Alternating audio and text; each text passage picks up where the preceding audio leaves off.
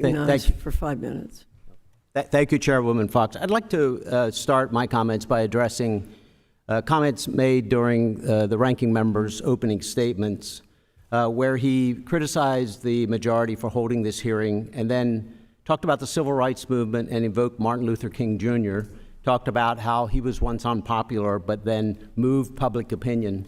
And I'd just like to say that his life was defined by peaceful protest, and I think drawing any comparison between him and these un-American, anti-Semitic protesters is totally inappropriate, totally unacceptable. And I think the purpose of holding this hearing is to ensure that this anti-Semitism never becomes accepted by Americans.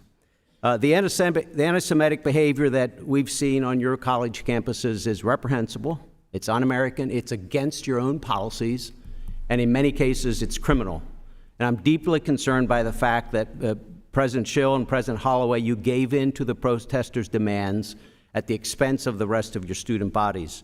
Mr. Holloway, you promised, as part of giving in, to explore expanding Rutgers' relationship with the Palestinian University, Birzeit, at least that's alleged, which included considering student exchange and study abroad programs. Is that true? For Birzeit University, we already have a relationship with that university. Birzeit has buildings named after convicted terrorists. It has glorified terrorism in official social media posts. Hamas won a majority of the school's student government. 8 of its students were arrested for planning terror attacks just weeks before October 7th. And as of 2014, Birzeit had an official policy of barring Jews from its campus.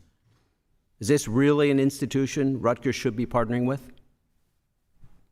Sir, we partner with institutions all around the world. The information... Will you commit to ending the relationship with Birzeit University? The information you just shared with me is new to me, sir, and I'll commit to reviewing it.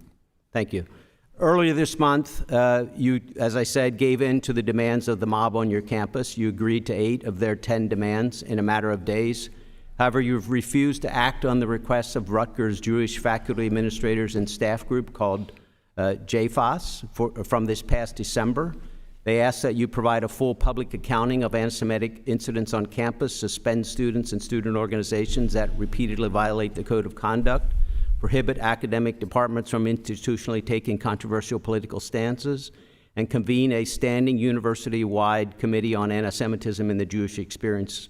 Why have you ignored JFAS, but acted immediately to appease pro-Hamas and anti-American protesters? Thank you for the question. The first thing I'll say, I was not negotiating with the mob, but talking with students.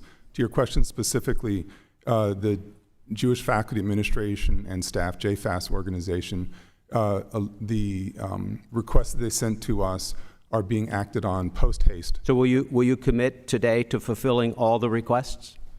I will. In fact, part of the plan for the summer, we've already shared our, drafted out our action plans, addresses most of those concerns, sir. Most of their concerns. Will you commit to providing a full public accounting of anti-Semitic incidents on campus to them? We are, we've been scrubbing our own information to make sure that we can get that information elevated. So you'll commit to doing that? We are doing that work, sir. Will you commit to suspending students and student organizations that repeatedly violate the code of conduct? When students violate the code of conduct, they go into a disciplinary process. The results could look like many different things. Will you commit to suspending them if that happens? If the review committee deems that it merits suspension, then yes, they would be suspended. Will you commit to prohibiting academic departments from institutionally taking controversial political stances? This is something that we're reviewing this summer, sir. I recognize that when departments make these kinds of blankets, I'll call them blanket statements on any topic, it is an assertion of speech, but also has a chance to make it harder for members of the department who don't agree with it. Will you commit to convening a standing university-wide committee on anti-Semitism and the Jewish experience? So we immediately convened in response to the JFAS request. We created such a committee in our New Brunswick campus. We have several campuses. And this summer, one of the things that we're looking at is trying to figure out how to pull together representatives from each of our campuses. So you're still, it's taking a long time to respond to them. You responded to the other immediately. Will JFAS need to threaten to disrupt exams for you to listen to them? No, sir, that would not be the case. We were acting in a state of emergency in the case of the encampment. With JFAS, I will absolutely say that we could have responded more quickly and more robustly, and we always will be trying to do better, sir. Thank you, President Holloway.